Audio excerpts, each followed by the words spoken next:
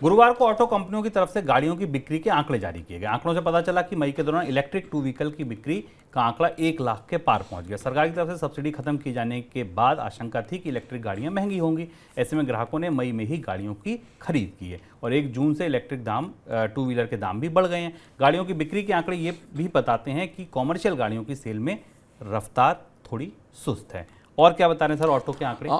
मई के आंकड़ों में काफ़ी दिलचस्प घटनाक्रम हमको ऑटोमोबाइल बाजार में दिखा, कंपनियों के नज़रिए से भी और वाहनों की बिक्री के नज़रिए से भी। पहले हम इलेक्ट्रिक व्हीकल्स के वाहनों की बात करें, इलेक्ट्रिक व्हीकल्स में भी टू व्हीलर्स को लें। क्योंकि टू व्हीलर्स पर 1 जून से सब्सिडी खत्म होने वाली थी तो कंपनियों ने अपने स्टॉक्स को तेज़ी से बेचा सस्ती कीमत पर। हमने इसलिए इलेक्ट्रिक व्हीकल्स की, दोपहिया वाहनों की बिक्री में बढ़ोतरी देखी।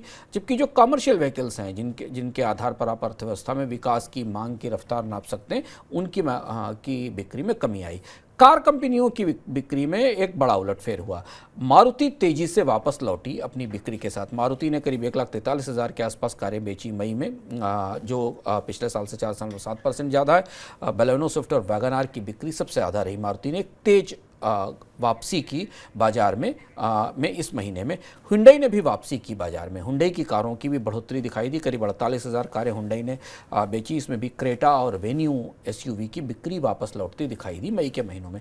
टाटा मोटर्स, जो अभी तक बाजार को लीड कर रही थी, बाजार में तेज़ी से आगे बढ़ रही थी, उसकी बिक्री में इस बार हमने गिरावट देखी। जो आंकड़े बताते हैं, टाटा मोटर्स की बिक्री में करीब 2.2% की कमी आई है। यानी मारुति और हुंडई ने अब प्रतिस्पर्धा देना शुरू कर दिया अपने वाहनों के तौर पर।